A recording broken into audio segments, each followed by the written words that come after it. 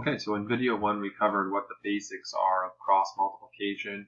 Let's look at it at a more advanced look and use it to solve problems. One thing I should note though, you have to be very careful about how you set up your fractions when you do cross multiply. 1 over 2 is equal to 2 over 4, right? We know that. But what if you were to accidentally swap the order? Like that. Well, you're changing a fraction, first of all, so that's one reason why that would not work. However, it would also throw off your cross multiply. So let's say we did try that by accident when we were setting up our fractions. Students do it all the time, it's okay. You would get 4 times 2 is 8, and you get 2 times 1 is 2. So that wouldn't work. This becomes really important when we're looking at ratios and setting up cross multiplying because it's really easy to mess up, right? So, for example, we're going to try and solve the value of y. And I've set it up already for you, but what happens in a problem, sometimes you don't get that set up for you and you have to put it in order yourself. So I'm just saying, as a quick note, be very cautious and careful about how you set up your fractions when you're setting up cross multiplying. This would not work in this example here. Okay. Let's cross multiply just like I showed you in the last video. You're going to draw your butterfly and its beautiful pretty wings, and we're going to make some statements here. That 5 times y is going to equal 6 times 30. By the way, does anyone think they know what the value of y is before I even bother to cross multiply? See if you can solve it. Again, I picked some friendly numbers, so you should be able to tell right off the bat that it was 36. Y is equal to 36, but here's the math to prove it.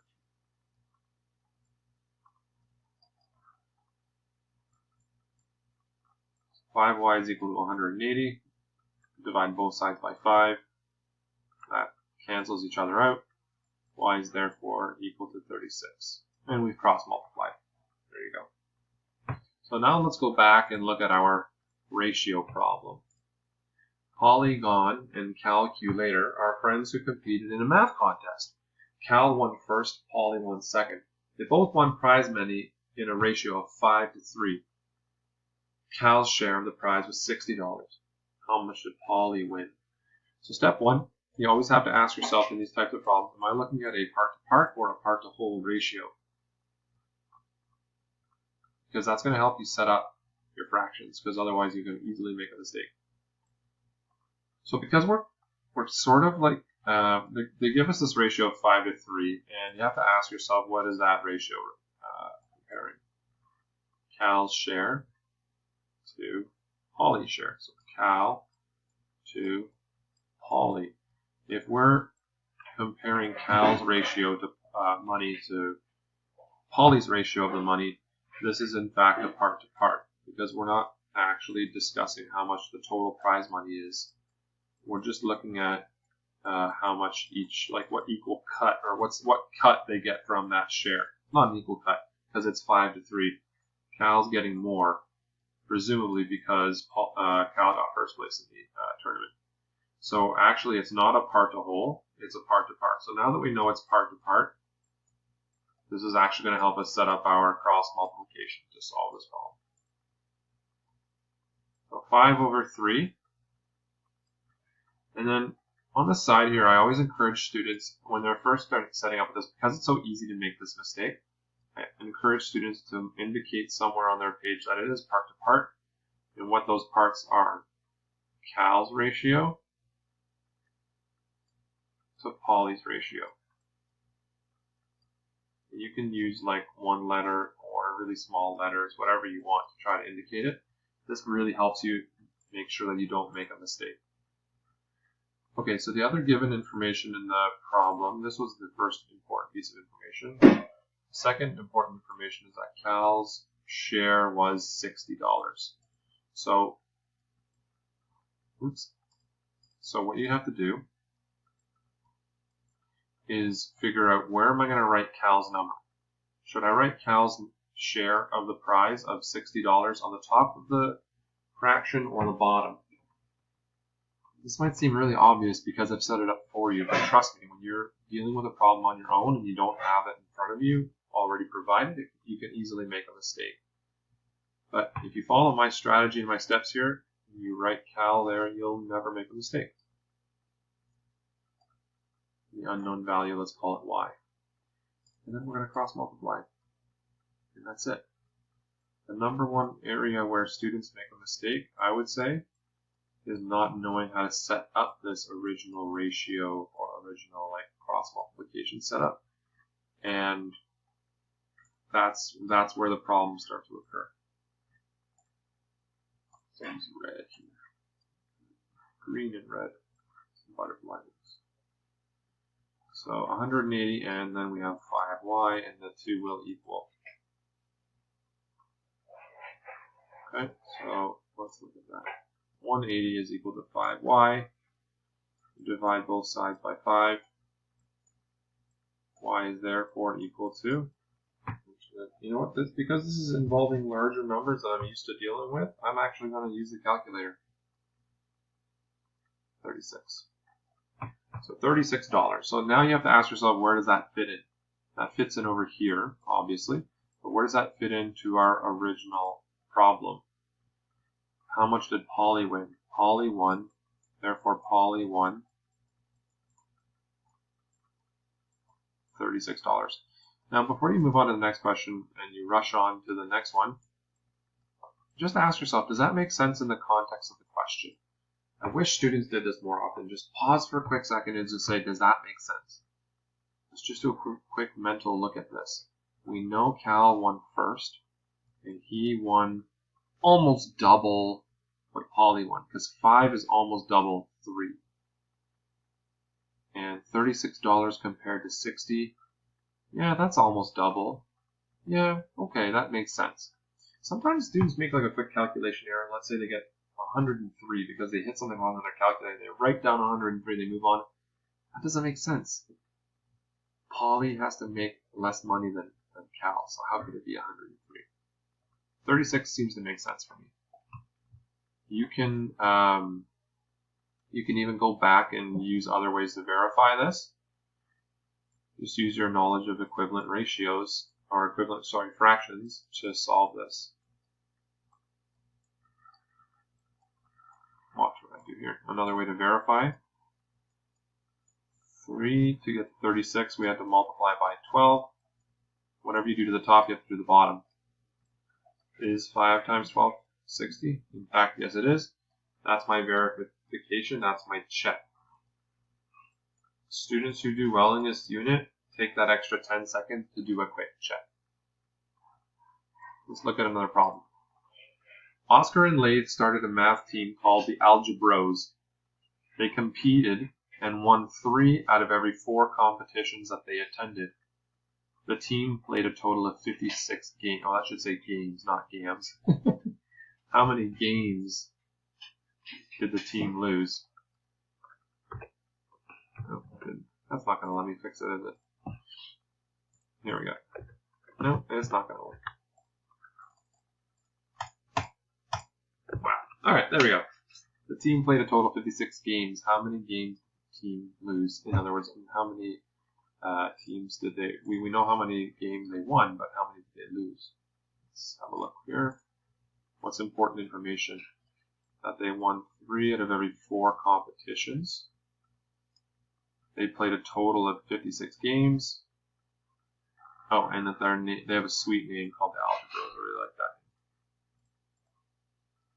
So there's our important given information. I'm teasing about this one, by the way. That's not good information. That's important. Our required is to figure out how many they lost. And our analysis is that we're going to use cross multiplication. Step 1, let's think about this. Is this part to part or part to whole? What did you think?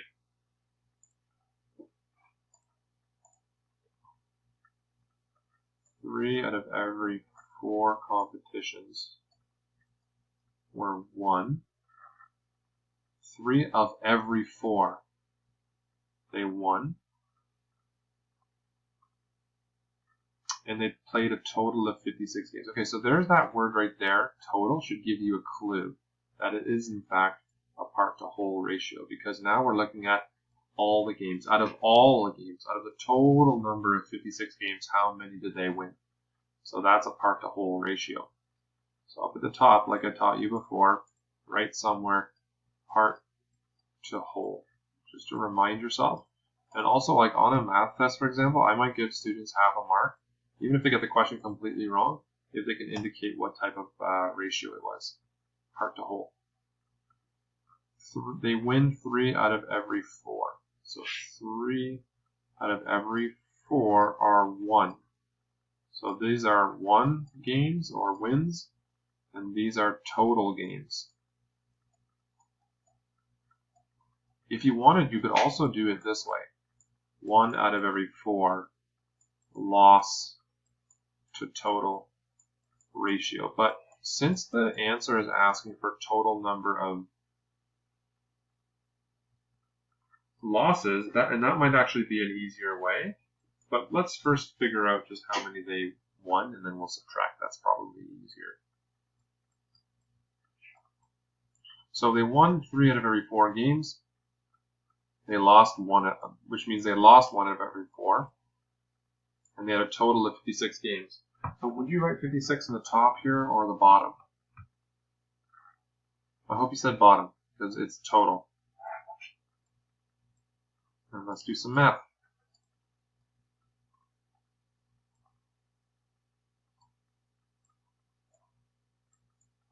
Three times 56 is equal to 4 times y. I'm going to grab my calculator because 3 times 56 is not a number that I multiply often, and there's nothing wrong with going to your calculator. If you wanted to, you can just stack it and just add 56 3 times as well. So 168 is equal to 4y.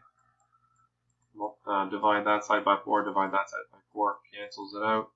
Therefore, y is equal to 42. Does that make sense? How many games did the team lose? They lost 42 games.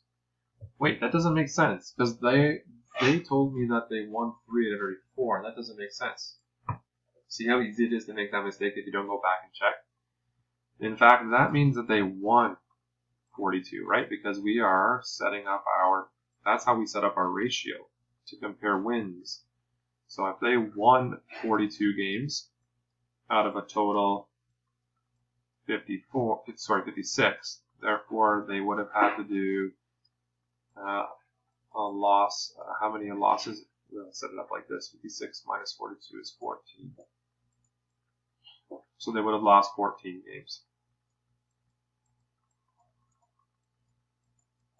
The Algebros lost 14 games, but they won 42, so they did really well. If you had set it up as 1 over 4, you could have done it like this. I wonder which way, actually, this way might have even been easier because you're using friendlier numbers. You've got 56, you've got 4 times y. This is getting messy at the bottom because I've run out of space, but you get the idea of what I'm doing here. Just draw a line here so you know it's separate. All I'm doing over here is just solving it a different way. I'm showing you that with part to whole ratio, you can often have it set up 2 different ways. 56 divided by 4 is 14. Is that right? Let me just verify that with my calculator. Yay, it is. There you go. That's cross multiplying in a ratio related problem.